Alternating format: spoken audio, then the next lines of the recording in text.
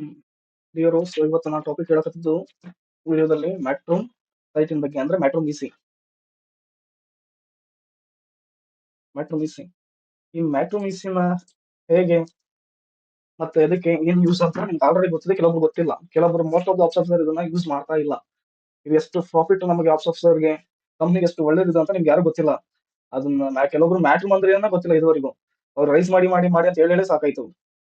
ಮ್ಯಾಟ್ರೂಮ್ site ಅಂತಂದ್ರೆ ಏನಪ್ಪಾ ಅಂತಂದ್ರೆ, ಈಗ ಒಂದು ಲಾಗಿನ್ ಮಾಡ್ಬೇಕು. ಅಂದ್ರೆ ಈಗ ಲಾಗಿನ್ ಮಾಡ್ಬೇಕಾಯ್ತು ಹಿಂದೆ ಯಾರ ಹೆಸರಿಗಿತ್ತು, ಯಾರಿಂದ ಯಾರಿಗೆ ಬಂತು, ಪ್ರೆಸೆಂಟ್ ಓನರ್ ಯಾರು, ಈ ಹಿಂದೆ ಎಲ್ಲಾದ್ರೂ ಲೋನ್ ತಗೊಂಡಿದಾರ ಅಥವಾ ಇಲ್ಲಿ ಹಿಂದೆ NOC ಏನು ಐತಾ, ಕಂಪ್ಲೀಟ್ ಡೀಟೇಲ್ ಒಂದು ಡಾಟಾದಲ್ಲಿ ಬಂದ್ಬಿಡುತ್ತೆ. ಓಕೆನಾ, ಖಾತಾ ಆನ್ಲೈನ್ ಖಾತಾ ಇದೆಯಾ, ಡಿಡಿ ಯಾವ ಹೆಸರು ಮೇಲೆ ಇದೆಯಾ, ಪ್ರತಿಯೊಂದು ಕಂಪ್ಲೀಟ್ ಆಗಿ ಒಂದೇ ರಿಪೋರ್ಟ್ ಅಲ್ಲಿ ಬಂದ್ಬಿಡುತ್ತೆ. ಅದನ್ನ ಮ್ಯಾಟ್ರೂಮ್ ಇಸಿ ಅಂತಾರೆ. ಓಕೆನಾ, ಈ ಮ್ಯಾಟ್ರೂಮ್ ಇಸಿ ನೀವು ರೈಸ್ ಮಾಡೋದ್ರಿಂದ ನೀವು ಲೀಗಲ್ ಟೈಮ್ ಅಲ್ಲಿ ಅಪ್ಲೋಡ್ ಮಾಡ್ತಿರೋ ಲೀಗಲ್ ಅಲ್ಲಿ, ಆ ಲೀಗಲ್ ಅಪ್ಲೋಡ್ ಮಾಡಿದಾಗ ಆ ಮ್ಯಾಟ್ರೂಮ್ ಸೈಟ್ ನ ಲೀಗಲ್ ಚೆಕ್ ಮಾಡಿ ಮೂವ್ ಮಾಡ್ತಾರಲ್ಲ, ಅವ್ರು ಕಂಪಲ್ಸರಿ ಚೆಕ್ ಮಾಡ್ತಾರೆ ಆ ಮ್ಯಾಟ್ರೂಮ್ ಚೆಕ್ ಮಾಡೋ ಮುಂದೆ ಇದಕ್ಕೆ ಏನಾದ್ರು ಲಿಂಕ್ ಇದೆಯಾ, ಇದಕ್ಕೆ ಯಾವ್ದು ಪ್ರಾಪರ್ಟಿ ಓನರ್ಸ್ ಮತ್ತೆ ಬೇರೆ ಇದಾರಾ, ಇವರೇ ಇದಾರಾ, ಈ ಪ್ರೆಸೆಂಟ್ ಇವರ ಹೆಸರು ಮೇಲೆ ಇದೆನಾ, ಆನ್ಲೈನ್ ಖಾತೆ ಇವರ ಹೆಸರು ಮೇಲೆ ಇದೆನಾ, ಪರ್ಫೆಕ್ಟ್ ಆಗಿ ಚೆಕ್ ಮಾಡಿಬಿಟ್ಟು ಮೂವ್ ಮಾಡ್ತಾರೆ. ಇನ್ ಕೇಸ್ ಏನಾದ್ರು ಅದರಲ್ಲಿ ಅವ್ರಿಗೆ ಡಿಫರೆನ್ಸ್ ವಸ್ತು ಏನೋ ಅನ್ಸುತ್ತೆ ಅಂತಂದ್ರೆ ಕ್ಲಾರಿಫಿಕೇಶನ್ ಸಲುವಾಗಿ ಕಸ್ಟಮರ್ಗೆ BM ಗೆ ನಿಮಗೆ ಕೇಳ್ತಾರೆ. ಕಸ್ಟಮರ್ ಮೋಸ ಮಾಡ್ತಿದ್ದ ಇನ್ ಕೇಸ್ ನಮ್ಗೆ ಅದ್ರೊಳಗೆ ಕ್ಲಿಯರ್ ಆಗಿ ಗೊತ್ತಾಗ್ಬಿಡುತ್ತೆ. ಇದು MOD ಹಾಕಿನ ಮುಂಚೆ ಗೊತ್ತಾಗುತ್ತೆ. MOD ಆಗೋದು ತಪ್ಪಿಸ್ಬಿಡುತ್ತೆ. ಸೊ ಇದು ಬಹಳ ಇಂಪಾರ್ಟೆಂಟ್. ನೀವು ಎಲ್ಲ MOD ಆದ್ಮೇಲೆ ಎಲ್ಲ ಆದ್ಮೇಲೆ ಸರ್ ನಮ್ಮ ಆನ್ಲೈನ್ ಇಸಿಯಲ್ಲಿ ಓಲ್ಡ್ MOD ಶೋ ಆಗ್ತಿದೆ, NOC ಶೋ ಆಗ್ತಿದೆ, ಅವ್ರ ಕಡೆ ಲೋನ್ ತಗೊಂಡಾರ, ಇವ್ರ ಕಡೆ ಲೋನ್ ತಗೊಂಡಾರ, ಅದೆಲ್ಲ ಫೈಲ್ ಸ್ಕ್ಯಾನ್ ನೋಡಿದ್ಮೇಲೆ ಚೆಕ್ ಮಾಡ್ತೀವಿ ನೀವು. ಅದೆಲ್ಲ ಆಫೀಸರ್ದು. ಲಾಗಿನ್ ಮುಂಚೆನೆ ಕಂಪಲ್ಸರಿ ಆನ್ಲೈನ್ ಇಸಿ ಚೆಕ್ ಮಾಡಬೇಕು. ಲಾಗಿನ್ ಆದ್ಮೇಲೆ ಕಂಪಲ್ಸರಿ ಮ್ಯಾಟ್ರೂಮ್ ಇಸಿ ರೈಸ್ ಮಾಡಬೇಕು. ಈಗ MOD ಹಾಕಿನ ಮುಂಚೆ ಲೀಗಲ್ ಕ್ಲಿಯರ್ ಆಗುತ್ತಲ್ಲ, ಆ ಟೈಮಲ್ಲಿ ಶೋ ಆಗುತ್ತೆ. ಓಕೆನಾ, ಲೀಗಲ್ ಕ್ಲಿಯರ್ ಆಗೋ ಮುಂದೆ ಕೆಲವೊಬ್ರು ಸ್ಕಿಪ್ಪಿಂಗ್ ಮಾಡ್ತಿರ್ತಾರೆ. ಸ್ಕಿಪ್ಪಿಂಗ್ ಮಾಡಿ MOD ಮಾಡಿ ಆಮೇಲೆ ಸೆಂಡ್ ಬ್ಯಾಕ್ ಕೊಡ್ದು ಆಮೇಲೆ ಲೀಗಲ್ ಕ್ಲಿಯರ್ ಮಾಡ್ತಾರೆ. ಅವಾಗಾದ್ರೂ ಗೊತ್ತಾಗುತ್ತೆ. ಒಟ್ಟ ಕ್ಲಾರಿಫಿಕೇಶನ್ ನಮ್ಗೆ ಸಿಗುತ್ತೆ. ಓಕೆನಾ, ನೀವು ಪ್ರತಿಯೊಬ್ರು ಆಫೀಸರ್ ಇದನ್ನ ಮರಿದೆ ಮ್ಯಾಟ್ರೂಮ್ ಇಸಿನ ರೈಸ್ ಮಾಡಬೇಕು. ಓಕೆನಾ, ಆಮೇಲೆ ಮ್ಯಾಟ್ರೂಮ್ ರೈಸ್ ಮಾಡೋದು ಹೆಂಗಂತ ನಿಮಗೆ ಹೇಳ್ಕೊಡ್ತೀನಿ ನೋಡಿ. ಫಸ್ಟ್ ಇದನ್ನ ನಿಮ್ಗೆ ಯೂಸರ್ ಐಡಿ ಪಾಸ್ವರ್ಡ್ ಯಾರು ಇಲ್ಲ ರಿಸೆಟ್ ಮಾಡ್ಬೇಕಂದ್ರೆ ನನ್ನ ಕಾಂಟ್ಯಾಕ್ಟ್ ಮಾಡಿ. ಓಕೆನಾ, ಫಸ್ಟ್ ಇದನ್ನ ಲಾಗಿನ್ ಮಾಡ್ಕೋಬೇಕು. ಲಾಗಿನ್ ಮಾಡಿದ್ಮೇಲೆ ಇಲ್ಲಿದೆನಾ ಯಾಡ್ ನ್ಯೂ ಅಂತ ಕಾಣಿಸ್ತದನ್ನ, ಯಾಡ್ ನ್ಯೂ ಅಂತ ಕ್ಲಿಕ್ ಮಾಡಬೇಕು. ಯಾಡ್ ನ್ಯೂ ಅಂತ ಕ್ಲಿಕ್ ಮಾಡಿದ್ಮೇಲೆ ಇಲ್ಲಿ ಅಪ್ಲಿಕೇಶನ್ ನಂಬರ್ ಹಾಕಬೇಕು. ಈಗ ಲಾಗಿನ್ ಮಾಡಿರ್ತಾರಲ್ಲ, ಲಾಗಿನ್ ಮಾಡ್ಕೊಳ್ಳಿ ಇಮಿಡಿಯೇಟ್ಲಿ ಅವತ್ತಿನ ದಿವಸನೇ ರೈಸ್ ಮಾಡ್ಬೇಕು ಅದು. ಓಕೆನಾ, ಓಕೆ. ಕೆಲವೊಮ್ಮೆ ಸರ್ಚ್ ಕೊಟ್ರೆ ಬರ್ಲಿಲ್ಲ ಅಂದ್ರೆ ನೀವೇ ಟೈಪ್ ಮಾಡಿ ಯಾವ್ದು ಕಸ್ಟಮರ್ ಹೆಸರು, ಇದು ಹೆಂಗಿದೆ ಖಾತಾದಲ್ಲಿ ಹಂಗೆ ಹಾಕಿ. ಏನಂತ, ದೇವಕ್ಕವ್ವ ಸಿದ್ದಪ್ಪ, ದೇವಕ್ಕವ್ವ ಎಸ್ ಇದ್ರೆ ಕನ್ನಡ ಹೆಸರು ಎಸ್ ಅಂತ ಹಾಕ್ಬಿಡಿ. ಆಮೇಲೆ ಬ್ರಾಂಚ್ ಯಾವ್ದು, ನೀವು ಲಾಗಿನ್ ಮಾಡ್ತಿರೋ ಬ್ರಾಂಚ್ ಯಾವ್ದು, ಗಜೇಂದ್ರಗಡ. ಡಾಕ್ಯುಮೆಂಟ್ ನಂಬರ್ ಅಂದ್ರೆ ಇಲ್ಲಿ ಡೀಡ್, ಸ್ಪೆಷಲಿ ಡಾಕ್ಯುಮೆಂಟ್ ಅಂತಂದ್ರೆ ಡೀಡ್ ಇರ್ತಲ್ಲ, ಡೀಡ್ ನಂಬರ್ ಲಾಸ್ಟ್ಗೆ ಸಬ್ ರಿಜಿಸ್ಟರ್ ಇರ್ತಲ್ಲ, ಏನೋ ಒಂದು 5 ನಂಬರ್ ಇರ್ತಾವಲ್ಲ, 0216 ಈ ತರ ಹಾಕಿ. ಓಕೆ, ಈ ತರ ಡೀಡ್ ಇರ್ತಲ್ಲ ಅದು ಡೀಡ್. ಆಮೇಲೆ ಡಾಕ್ಯುಮೆಂಟ್ ಹಿಯರ್ ಇದ್ರೆ ಹಿಯರ್ ಹಾಕಿ. ಹಿಯರ್ ಅಂತಂದ್ರೆ ಯಾವಾಗ ಅದು 2017 ಇನ್ನು 22 ಡೈರೆಕ್ಟ್ ಇಷ್ಟ ಹಾಕಿ. ಡೀಡ್ ಇದ್ರೆ, ಡೀಡ್ ಇಲ್ಲ ಅಂತಂದ್ರೆ ಇಟ್ಸ್ ಓಕೆ, ಅವಶ್ಯಕತೆ ಇಲ್ಲ. ನಾವೀಗ ರೈಸ್ ಮಾಡ್ತಿರೋದು ಖಾತಾ ಬೇಸಿಸ್ ಮೇಲೆ. ಇದು ಡಿಸ್ಟ್ರಿಕ್ಟ್ ಎಲ್ಲಿ ಬರುತ್ತೆ, ಇದು ಖಾತಾದು ಡಿಸ್ಟ್ರಿಕ್ಟ್ ಇದು ಕೊಪ್ಪಳ. ಓಕೆನಾ, ಸಬ್ ರಿಜಿಸ್ಟರ್ ಯಾವ್ದು ಬರುತ್ತೆ, ಇದು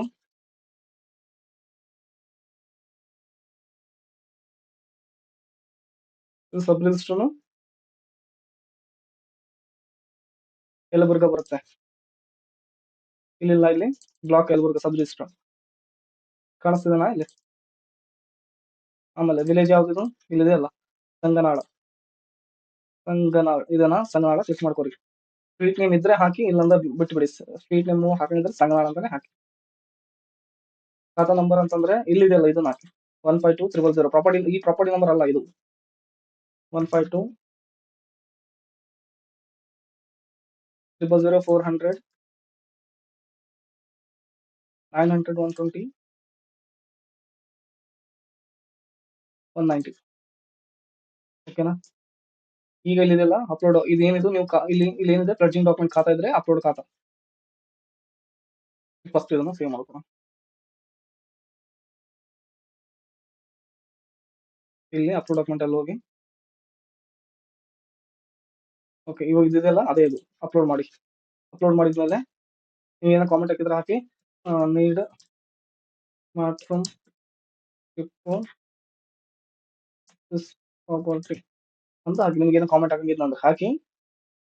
ಇಲ್ಲಿದೆಯಲ್ಲ ಸಬ್ಮಿಟ್ ಅಂಡ್ ನೀವು ಕ್ರಿಯೇಟ್ ನೀವು ಅಂತಿದೆಯಲ್ಲ, ಕಾಣಿಸ್ತಿದೆನಾ, ಅದನ್ನ ಕ್ಲಿಕ್ ಮಾಡ್ಬೇಕು. ಓಕೆನಾ, ಇದು ಇನ್ನೊಂದ್ಸಲ ನೋಡ್ಕೊರಿ ನಿಮ್ಗೆ ಗೊತ್ತಿಲ್ಲ ಅಂದ್ರೆ.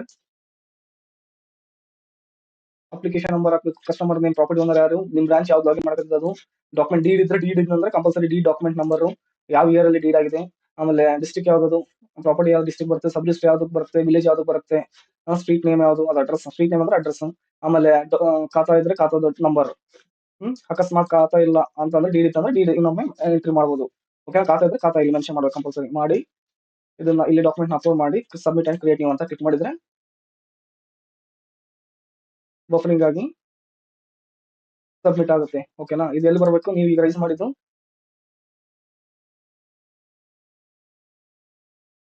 ದೇವಕ್ಕ ಎಸ್ ಇಲ್ಲಿ ಬಂದಿದಾನ, Devakka S. In case document download ಆದ್ಮೇಲೆ ಇಲ್ಲಿ ಶೋ ಆಗುತ್ತೆ ಈ ತರ. ನೀವು ರೈಸ್ ಮಾಡಿದ್ದು ಇನ್ ಪ್ರೋಗ್ರೆಸ್ ಕಂಪ್ಲೀಟೆಡ್ ಅಂತಂದ್ರೆ ಕಂಪ್ಲೀಟೆಡ್ ಬರುತ್ತೆ, ಡೌನ್ಲೋಡ್ ಮಾಡ್ಕೊಂಡ್ರೆ ಈ ತರ ಡೌನ್ಲೋಡ್ ಬರುತ್ತೆ ಇಲ್ಲಿ.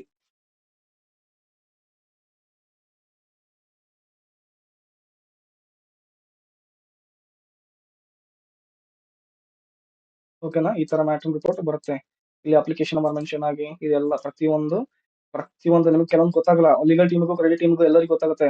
ಆಗ ಇದು ಚೈನ್ ಯಾರ್ಯಾರಿಗೆ ಮುಂಚೆಗೆ ಏನಿತ್ತು, ಯಾವ ಇಯರ್ ಇತ್ತು, ಏನ್ ಸೈಜ್ ಏನಿತ್ತು ಎಲ್ಲ ಗೊತ್ತಾಗುತ್ತೆ. ಓಕೆ, ಈಗ ಡೀಡ್ ಎಂಟ್ರಿ ಯಾವ ಓಡಿ, ಡೀಡ್ ಎಂಟ್ರಿ ಎನ್.ಒ.ಸಿ ಯಾವ ಇತ್ತು ಅಂತಂದ್ರೆ ಇಲ್ಲಿ ಶೋ ಆಗುತ್ತೆ, ಆಟೋಮೆಟಿಕ್ ಆಗಿ ಗೊತ್ತಾಗುತ್ತೆ.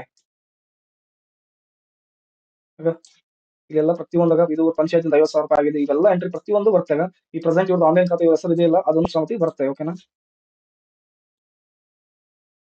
ಓಕೆನಾ, ಇದು ಆನ್ಲೈನ್ ಖಾತಾ ಸಮಿತಿಗೆ ಇವರು ಪ್ರತಿಯೊಂದನ್ನು ಇದರಲ್ಲಿ ಎಲ್ಲ ಕೂಡಿ ಹಾಕಿ ಒಂದು PDF ಮಾಡಿ ಅದನ್ನ ಅಪ್ಲೋಡ್ ಮಾಡ್ತಾರೆ. ಇದನ್ನೇ ಮ್ಯಾಟ್ರಮ್ ಸೈಟ್. ನಮ್ದು ಅರ್ಧಕ್ಕರ್ಧ ಕೆಲಸ ಮುಗಿಯುತ್ತೆ. ಓಕೆನಾ, ಕಸ್ಟಮರ್ ಟೈಮ್ ವೇಸ್ಟ್ ಆಗುತ್ತೆ ತಪ್ಪುತ್ತೆ, ನಮ್ಮ ಟೈಮ್ ವೇಸ್ಟ್ ಆಗುತ್ತೆ ತಪ್ಪುತ್ತೆ, ಕಂಪ್ನಿದು ಟೈಮ್ ವೇಸ್ಟ್ ಆಗುತ್ತೆ ತಪ್ಪುತ್ತೆ, ಎಲ್ಲರೂ ತಪ್ಪುತ್ತೆ. ಓಕೆನಾ, ಇದನ್ನ ಪರ್ಫೆಕ್ಟ್ ಆಗಿ ಕಂಪಲ್ಸರಿ ಫಸ್ಟ್ ಲಾಗಿನ್ ಮುಂಚೆ ಆನ್ಲೈನ್ ಚೆಕ್ ಮಾಡಿ ನಿಮ್ ರೆಫರೆನ್ಸ್ಗೆ, ಆಮೇಲೆ ಆನ್ಲೈನ್ ಚೆಕ್ ಮಾಡಿದ್ಮೇಲೆ ಲಾಗಿನ್ ಮಾಡ್ಕೊಳ್ಳಿ. ಲಾಗಿನ್ ಮಾಡ್ಕೊಂಡು ಹೈಮಾರ್ಕ್ BM ಸ್ಟೋರ್ ತೋರಿಸಿ, ಅವ್ರು ಓಕೆ ಅಂದ್ಮೇಲೆ ಲಾಗಿನ್ ಮಾಡಿ ಫೀಸ್ ಪ್ರೈಸ್ ಮಾಡಿ.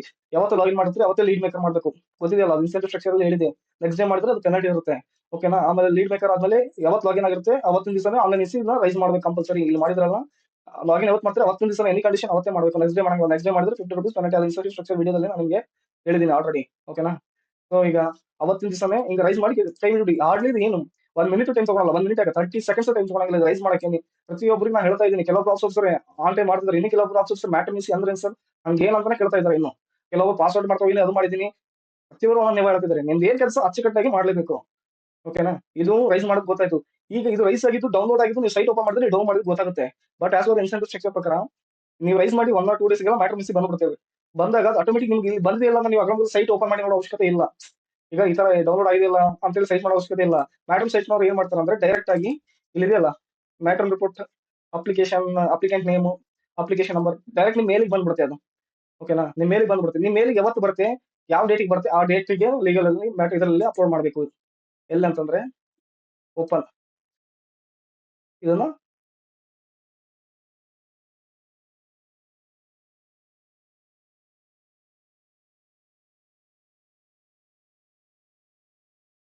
ಇದು ಈ ರಿಪೋರ್ಟ್ ಅನ್ನ ಈ ರಿಪೋರ್ಟ್ ಅನ್ನ ನೀವು ಸೇವ್ ಮಾಡ್ಕೊಂಡು ಡೆಸ್ಕ್ಟಾಪ್ ಅಲ್ಲಿ ಅಪ್ಲಿಕೇಶನ್ ನಂಬರ್ ಅಲ್ಲಿ ಡೆಸ್ಕ್ಟಾಪ್ ಅಲ್ಲಿ ಸೇವ್ ಮಾಡ್ಕೊಂಡು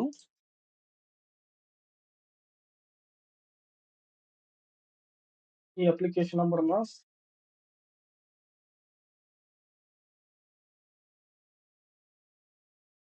ಸರ್ಚ್ ಮಾಡಿ ಅಪ್ಲೋಡ್ ಡಾಕ್ಯುಮೆಂಟ್ ಅಂತ ಇದೆನಾ ಇಲ್ಲಿ ಶೋ ಆಗ್ತಿದಾನ. ಅಪ್ಲೋಡ್ ಡಾಕ್ಯುಮೆಂಟ್ ಅಲ್ಲಿ ಕಂಟ್ರೋಲ್ F ಅಂತ ಹೊಡೆದು ಇಲ್ಲಿ ಟೈಪ್ ಮಾಡ್ಬೇಕು ಲೀಗಲ್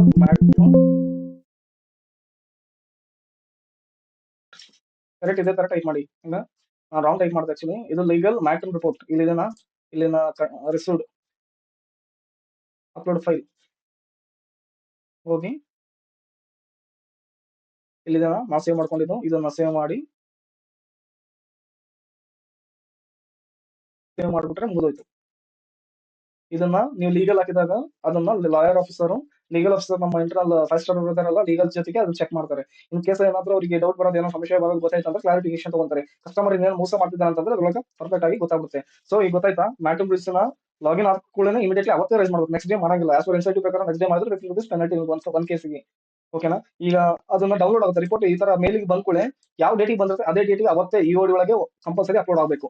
ಈಗ ಹೇಳಿದ್ನಲ್ಲ ಮ್ಯಾಟ್ರಿಕ್ಸ್ ಲೀಗಲ್ ರಿಪೋರ್ಟ್ ಹೆಂಗೆ ಈಗ ಸೇಲ್ಸ್ಫೋರ್ಸ್ ಅಲ್ಲಿ ಅಪ್ಲೋಡ್ ಮಾಡಿದೆ ಆ ತರ ಅಪ್ಲೋಡ್ ಮಾಡೋದು. ನೆಕ್ಸ್ಟ್ ಡೇ ಮಾಡಿದಂದ್ರೆ ಆಸ್ ಪರ್ ಇನ್ಸೆಂಟಿವ್ ಸ್ಟ್ರಕ್ಚರ್ ಪ್ರಕಾರ ನೆಕ್ಸ್ಟ್ ಡೇ ಮಾಡಿದಂದ್ರೆ ಅದು ₹50 ಪೆನಾಲ್ಟಿ. ಓಕೆನಾ,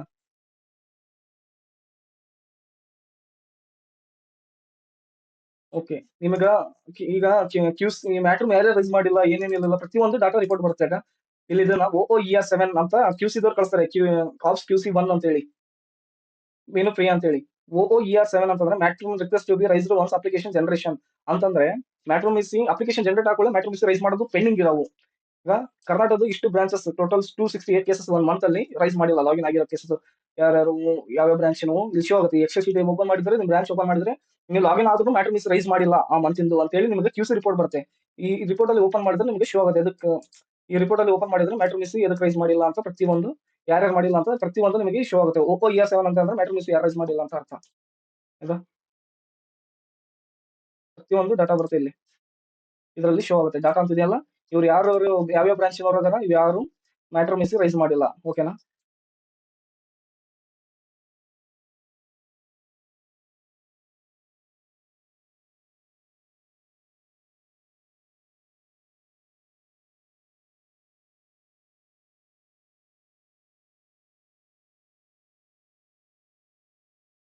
ಆಮೇಲೆ OOER9 ಅಂತ ಬರುತ್ತೆ. ಅಂದ್ರೆ ಮ್ಯಾಟ್ರಿಮೋನಿ ಡಾಕ್ಯುಮೆಂಟ್ ಡೌನ್ಲೋಡ್ ಆಗಿರುತ್ತೆ, ನಿಮ್ ಮೇಲಿಗೂ ಬಂದಿರುತ್ತೆ. ಆ ಕೇಸ್ನ ಸೇಲ್ಸ್ ಅಲ್ಲಿ ಅಪ್ಲೋಡ್ ಮಾಡಿರಂಗಿಲ್ಲ.